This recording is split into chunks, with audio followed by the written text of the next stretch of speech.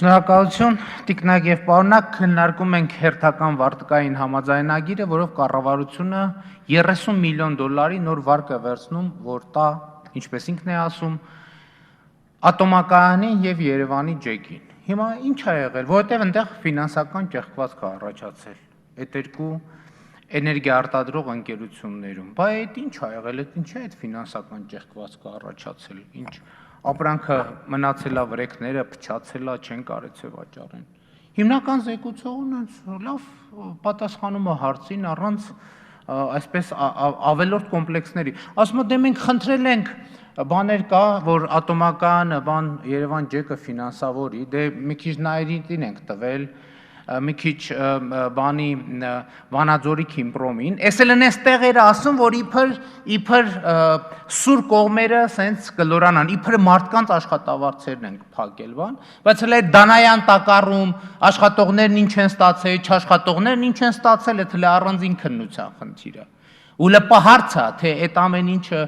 իրոք միայն տեղ է գնացել, թե տասնյակ տեղեր,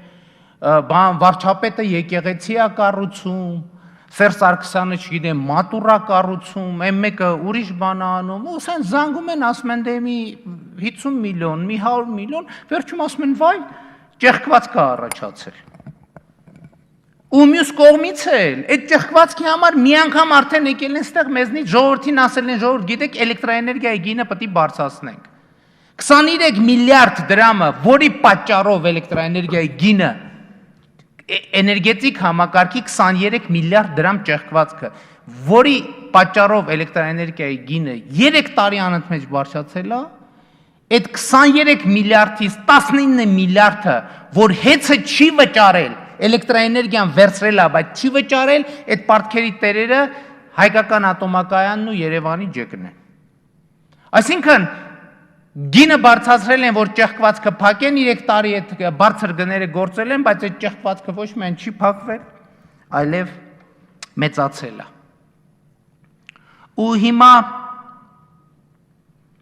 եթե շատ խորանանք, հարցնենք, այս վարկային համակարգեր, կոռուպցիա բան, որ իշխանության ներկայացուցիչները էլ ուրիշ փաստարկ չեն ունենում, սկսում են աչքովունքով ասել, բա գիտես այնտեղ բան, ուզում ես հասկանաս, այդ ինչ է ուզում ասի, որ ամբիոնից բարձր չի կարող ամասին, հենց ասում են, բա գիտեք,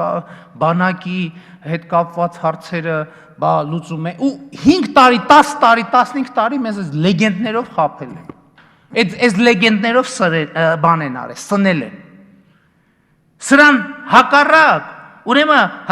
հակաօդային պաշտպանության զորքերի, Հայաստանի զինված ուժերի հակաօդային պաշտպանության զորքերի պետ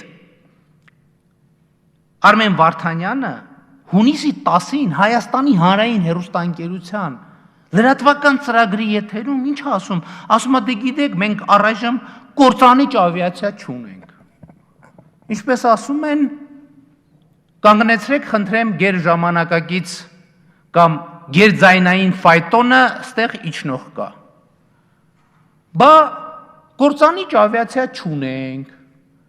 քաղաքացիական ավիացիա չունենք, տրանսպորտային ավիացիա չունենք,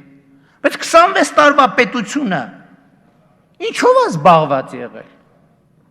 Բա ինչ ունենք։ Ունենք պարտքեր, ուրիշ ոչ չի բան։ Բայց այսօր մենք անընդհատ խոսում ենք, 15 տարի ասում են, աչքովունքով ասում են, բա գիտեք բանակի ծախսերը ոնց է հոգվում, բա այդ օլիգարխներին, որ մեդալ ենք տալիս, բանի պատերազմի մասնակցի բան, բա դուք չգիտեք, այդ ուրիշ բաների հետ է կապված, ուրիշ բաներ, որ մենք չենք կարա ստեղից ասենք։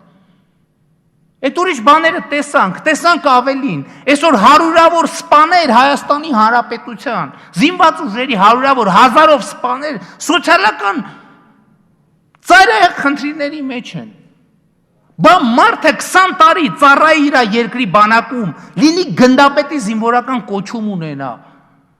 ու սոցիալական պրոբլեմ ունենա։ Բա որ այդքան ասում ենք այդ կենտրոնական բանկի, այդ անհեթեթ շենքը, այդ հարկային տեսչության այդ հանգստյան տունը, չգիտեմ, ուսումնական, տասնյակ միլիոնավոր դոլարներ եք ծախսել, չգիտեմ, ռոկոկո ունիտազներով Գագիկ Խաչատրյանի համար նախատեսված։ Բա ասում են աղմուկ են, ասում են, ես ինչ եք աղմուկ անում, որովհետև այդ շենքերը տեսնելով տեսնում ենք, որ կարային այդ նույն այդ շենքերի վրա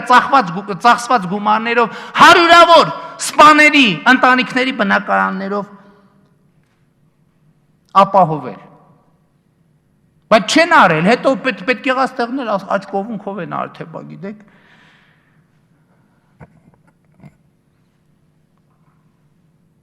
Բանակի ծախսերն ենք հոգում ու պարզվում է ավիացիա չունենք, քաղաքացիական ավիացիա չունենք։ Հետո հասկանում ենք, հիմա սրա անունն են դրել, բաց երկնքի քաղաքականություն, որ բաց է երկինքը, ոչ մի բան չունենք։ Լրիվ կատարյալ բաց է։ Չնայած դա ես մի անգամ ասեցի, դա հիմա պետք է հարցնել, հիմա սա բաց երկնքի քաղաքականություն է, թե բաց չգիտեմ ինչի քաղաքականություն։ Ու այս առումով ընդհանրապես այս հարցերի հետ կապված մենք շատ լուրջ հարցադրումներ ունենք։ Ընդհանրապես, որ այդ օլիգարխների, բնակարանների, տների, բաների մասին որ խոսում ենք, շատերն ասում են, մարդկանց վատն եք ուզում, վատը չենք ուզում, նույնիսկ չենք էլ հարցնում այդ փողերը թալանված թե չթալանված փողերով են այդ տները կառուցվել։ Բայց երկրում պետք է լինի ներքին կուլտուրա։ Ներքին կուլտուրա պետք է լինի, իրականում հարուստ մեծ մարդը պետք է ներքին կուլտուրա ունենա։ Ինքը պետք է իմանա, եթե իր երկրում հարյուրավոր, հազար եւ ավելի թվեր չեմ ուզում ասեմ, չգիտեմ, չեմ էլ ուզում ճշգրտեմ թիվը, գիտեմ, որ այդ թիվը մեծ է։ Բնակարան չունեն իր բանակի գնդապետները, փոխգնդապետները, մայորները 20 տարի որ խրամատից տուն տնից խրամատ են արել։ Այդ մարդիկ տուն չունեն։ Դրանք պետք է ներքին կուլտուրա ունենան, այդ պալատները չկառուցեն, ամեն մեկը մի հատ բանի Արարատի բոյի սարավ է կալել, վրան մի հատ Արարատի բոյի տուն սարքել։ Սա ասում եմ թալանի չթալանի հարց չէ, սա ներքին կուլտուրայի հարց է։ Բաղը պետք է մի հատ մտածեն, սենց որ գնացին այդ տների մատույցներում ովքեր են հայտնվելու։ Իրանց ավտոմատավորված ախրանիկները կանգնելու են։ Խիստ կասկածում եմ։ Ոստեղ ընդհանրապես մեր պետական պարտքի հետ կապված խնդիր կա։ Ես մի անգամ ասեցի, հիմա ուզում եմ ավելին ասեմ, որ այդ միջազգային կազմակերպությունները, որ տենց աչու ձախ վարկ են տալիս, ով ինչքան Հայաստանի կառավարությունը, ինչքան ուզում են վարկ տան տալիս են,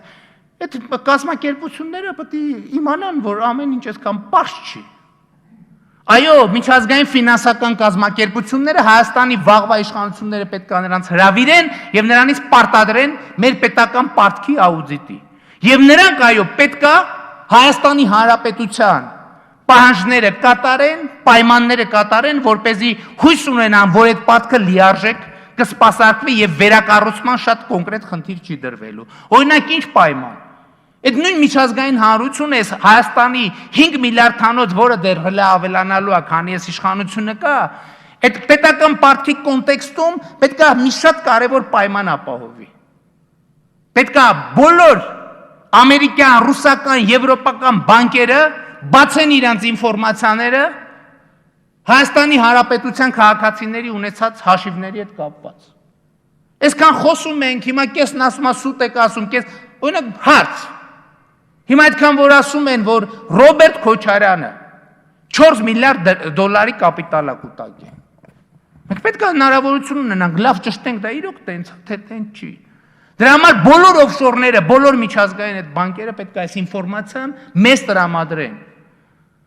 Սերժ Սարգսյանի ընտանիքը ասում են հիմա էսա աբգոն կանի, կամ 5 տարի առաջ աբգոնը արել, այդ ճաշակի հարցը։ Սենց էլ են ասում, նենց էլ են ասում։ Պետք է իմանանք դա տենց է, թե տենց չի։ Պետք է իմանանք Պողոսյան Միհրանները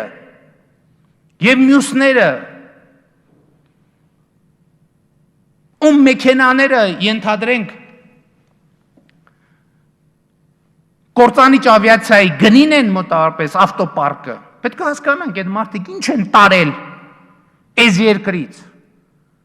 Ընդ որում պետք է իմանանք կոնկրետ տեղով հասցեական, տարել են թե չեն տարել։ Եթե տարել են, քաղաքական մակարդակում գիտենք, որ տարել են, բայց կոնկրետ, փաստացի, եթե տարել են, ուրեմն տարել են, եթե չեն տարել, ուրեմն չեն տարել,